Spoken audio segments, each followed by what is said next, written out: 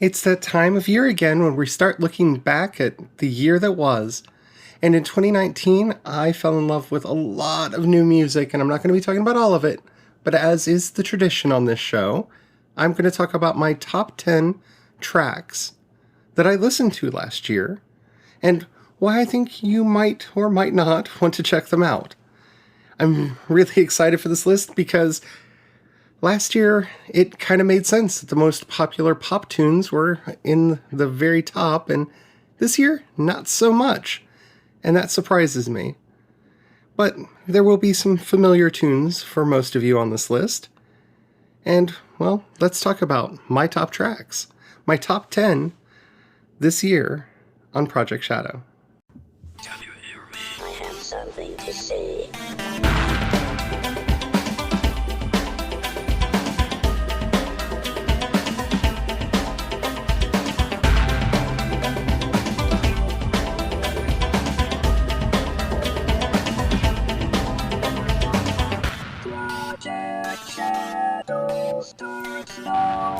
Hello everyone, how are you doing today? My name's Charlie. You might know me better as sci-fi fantasy writer C.E. Dorset, especially if you're reading my latest book, Crucify My Love.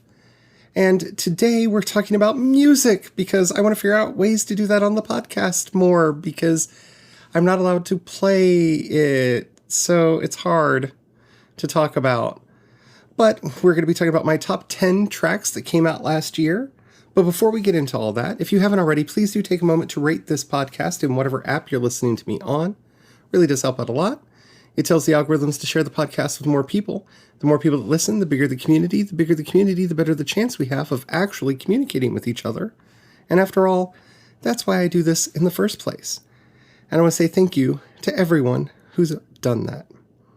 So this is not an arbitrary list. A lot of people, when they put together their top 10s, they sit down and they think about it and they pick 10 tracks out of a basket and put them in an arbitrary order. This is not that. I have created a smart playlist for tracks that came out in 2019, and I have it set to rank them by number of times I listened to them. Now, in some ways, this is unfair because it allows tracks that are older to get more plays. And in other ways, it's very fair because it allows tracks that, I listened to a crazy amount recently rise like a rocket to the top. So I want to start with a few honorary mentions that don't make the top 10. And it's more the albums in question. The first one, and this kind of amazes me because the number 14, 15, and 16 track on my top 10 are all from Ludwig Göransson's Mandalorian soundtrack. I love the music for The Mandalorian. It's very good to write to. I have used it quite a bit for that. I have had it on in the background while I'm doing other things. I've had it on my rotation playlist because I just enjoy the music. So I feel like it should get a special shout out because, I've really enjoyed it a lot. A couple other honorable mentions that I just want to get out there, mainly because none of them made it in, and I'm surprised about that. Nothing from the Vogue Villains EP Happy made it into the top 10, but if you've not checked this band out, they are wonderfully, wonderfully subversive and dark, and I love them so much, and this was such a good album. I'm surprised none of them made it into the top 10. They are in the top 20, but not in the top 10. I feel like they deserve a shout out because it was so, so good. And last but not least is Trivium's cover of Kill the Poor, the Dead Kennedys track. If you're not familiar with this track, and you probably are not into punk music, it's definitely a punk track. It's in the vein of Jonathan Swift, that the poor should feed their children to the rich as a way of solving the problem with poverty and hunger. It's a nice subversive track that I've often enjoyed. Jello singing it, and I'd say Matt Heafy does a good job, and so does the rest of the boys in their cover of it. And, well, anything that brings attention to the Dead Kennedys is something that makes me happy because way too often I ask myself the question, what would Jell-O do? So let's start with my number 10. This would be Rabbit Hole by Aviva. And I wish I could play this track. If you're not listening to Aviva, you really need to be listening to Aviva. She has put out some of the best singles this year. They're amazing. They're wonderful. I love her music. It is dark, but danceable. And it's pop, but not saccharine. It's a wonderful mix, the best of both worlds. If you are not familiar with Aviva, Aviva, look her up, check out her stuff, check out everything. I truly love her music. This track is one that I fell in love with, and it's hard to really explain why I love it. Yes, it's the kind of Alice in Wonderland themes of it, but it's also how her voice works with the music and just the song itself. Definitely check it out if you haven't heard of her or heard this track. It's definitely worth a listen. My number 9 is a surprise for me, and it's one that I didn't expect because I was not a big fan of My Chemical Romance, though I am planning on doing a reappraisal of their music because this year I've kind of fallen in love with the music of Gerard Way, who was their lead singer, and I guess is because they're getting back together to do a new album. His cover of Hazy Shade of Winter, which was featured in the Netflix series, dang it, my brain said The Misfits, and that is not right. Umbrella Academy, which was, of course, based on a series of comics written by Gerard Way. I love this cover. I am a huge fan of covers. This track, I really like how it updated the song, how it made it work. I've listened to this a lot. And, I mean, if you're not familiar with Hazy Shade of Winter, I recommend that you go back and listen to the original and the version by the Bangles, which is probably, at least for my generation, the one that's most remembered. But such a good track. And it's one of those special songs that came out last year that made me question why I didn't like his earlier work to the point where I have plans to go back and re-listen to his catalog and see if I was just being snotty about it. And that's powerful to me. Number 8 is, and this should be no surprise, a song by Ghost. This is from the EP 7 Inches of Satanic Panic, and not the only track from that EP on this list. This is Mary on a Cross. This song is dark, it is sacrilegious, it is definitely part of that whole Satanic Panic shtick that the band has built its entire career on. I get this song stuck in my head way too often. I am not one of those people who gets offended easily, even though I am actually quite Catholic by nature and actually quite a bit of a Marianist. I don't get offended.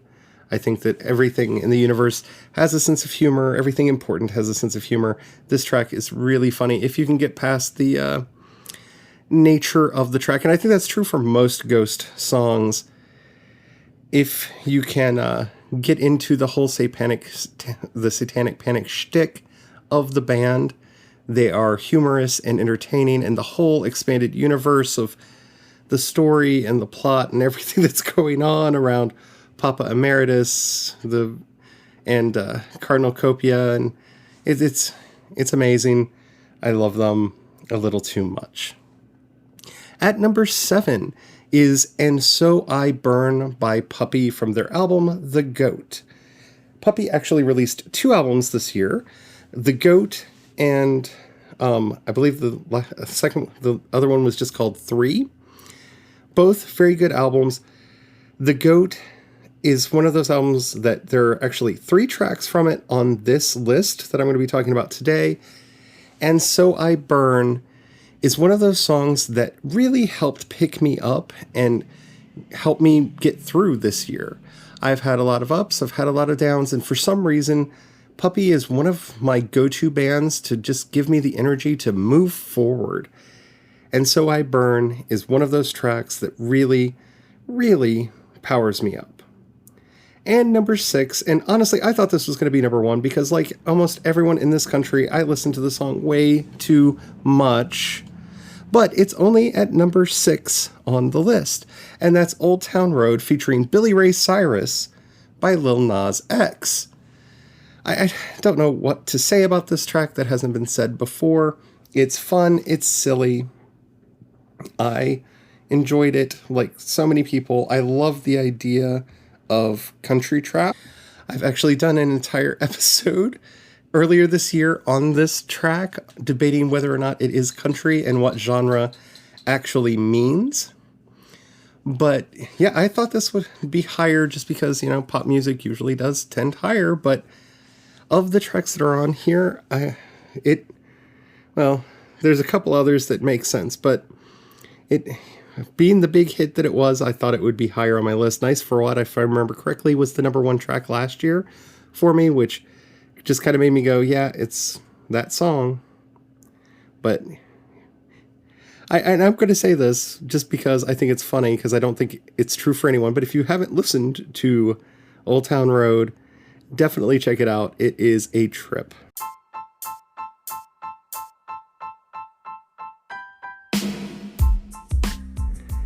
And here we are at number 5. Number 5 is My Girl, and I am so glad to see her blowing up. You all know I have been a fan of hers for quite some time.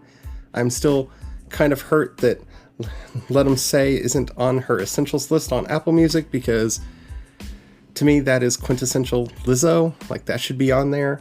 And there's some others that we could talk about, like YDM, but we're not here to debate Lizzo's back catalog.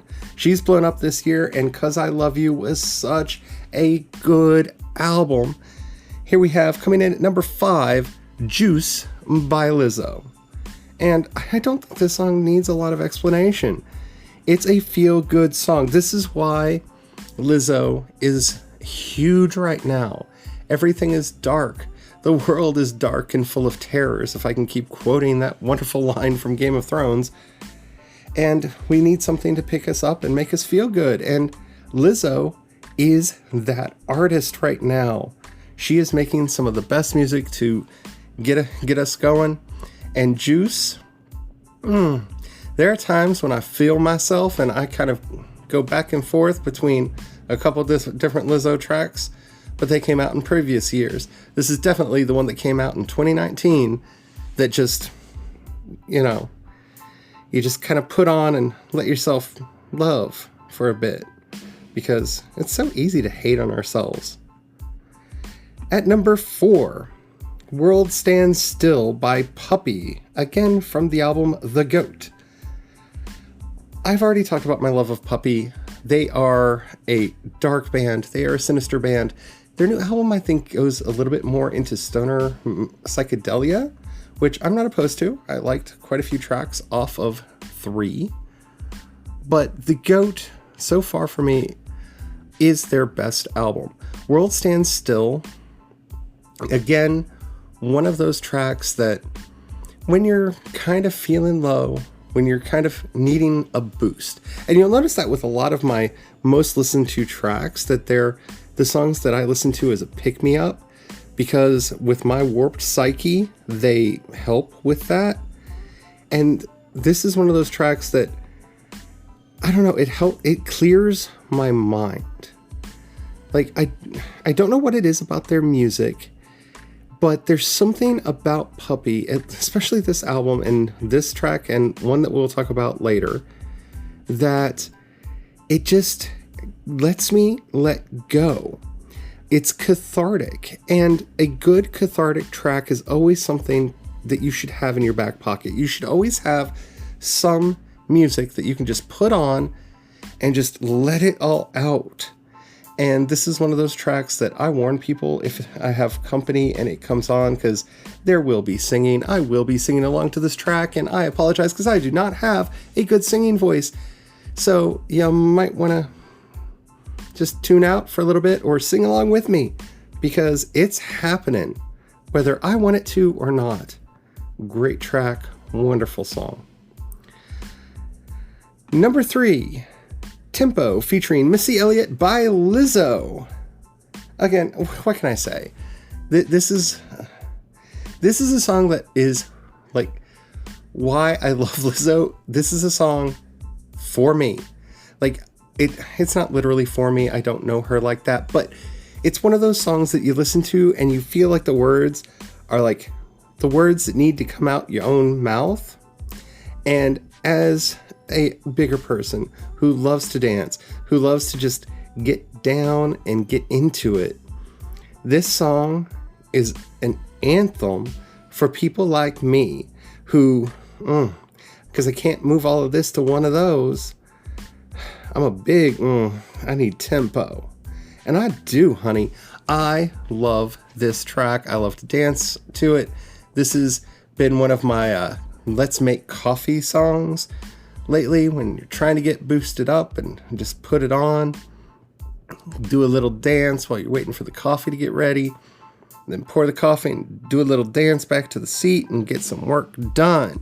Because if there's anything that I've learned about my life this year, it's all about getting stuff done. Yeah, I need to get better at that whole work-life balance thing I hear about, but I don't know. I think it's a myth. I don't know. We'll see. But I don't know what to say, especially about like the Lizzo tracks, because she's blown up so much this year. But if you haven't heard Tempo, or if you haven't seen the video, because Missy Elliott, like, don't get me wrong, love Lizzo, but the Missy Elliott, it just, am I too old to say it's fire? I feel like I'm too old to say it's fire, but I'm going to say it, it's fire. Definitely give it a check if you haven't already. Number 2, and this one is one that I have shared with way too many people and turned way too many people onto this band using both this song and its music video this year, and that's Kiss the Go-Goat by Ghost from 7 Inches of Satanic Panic. Prequel. It's, again, I don't like doing hierarchies. I don't like ranking things, but I love Meliora. There are a lot of songs and albums that I love from Ghost, so I don't want this to sound like what it's going to sound like, because I don't really have favorites in that way. But Prequel was such a good album. It really woke me up and helped me fall back in love with music again, helped me fall back in love with everything that made music fun. And this song cracks me up so much. The continuation of the story, getting more about Papa Emeritus Zero and his backstory, and it's so 70s cheesy goodness that I really can't. I just can't. It's so good. But, you have to get over the band being who the band is. But for me, like I said, not an issue. Doesn't bother me. But if you're one of those people that would just give this song a try, or Pro Memoria, but you got to be okay with songs about death for that one. But Kiss the Go-Goat is so funny and so good, and definitely check out the video if you haven't already. There's just something about, dark evil skeleton man and everything going on, and just check it out. Truly, truly check it out. And my number one track this year for 2019, not even close, by the way, to the other tracks, is Black Hole by Puppy. I love this track. I love this track. I love this track. This was the first song I ever heard from them. I had on one of my algorithmic radio stations, and it played this track, and I flipped out, fell head over heels in love with it, checked out the album, checked out their back catalog, fell in love with the band. This is the song that won me over to this band, and the video is funny and dark and hilarious, and anytime you can mix those things together, you've got me. Like, that is the recipe to get to my heart. And man, did they do it with this track. Definitely, if you haven't checked out The Goat by Puppy, check it out. If you want something a little bit mellower and less dark, check out number 3 by them, which also came out this year. They are a great, great band. And that's my top 10 tracks of 2019. I'd love to know what yours are. Let me know. You can either use the voice message system that you'll find a link to down in the show notes and leave me a message. Do keep it short and clean so I can use it on the show. I would love to hear from you. If you'd rather, hit me up on social media, and you can find me on both Twitter and Instagram as CE Dorset. You can find links to everything that I do over at projectshadow.com. Man, if you haven't already and you like this episode, please take a moment and rate it in whatever app you're listening to me on. That does help out a lot. If you've got $1 you can pass my way, that helps out more than you know. You can find a link in the show notes to both the listener support and my Patreon. Just $1 a month really does go a long way to help keep everything that I'm doing going. Thanks to you, I was able to get the new audio software. Previously, you helped me get this microphone that I'm talking to you on. Thank you so much. You all mean the world to me, and thank you to everybody who's already helping. If you don't have any money right now or you don't feel like giving, that's fine. But if you know somebody that you think would like this podcast or any of the work I do, please share it with them. That helps out immensely as well. Well, here we are, starting to talk about some of the best things of the year. I don't know if I'm going to do a best and worst anything. If you want to hear that, let me know on Twitter or Instagram or one of the social media channels. That would help out a lot. Because I don't really like doing bests, and I really don't like doing worsts. So, we'll see. Until next time, don't forget to have the fun. Bye.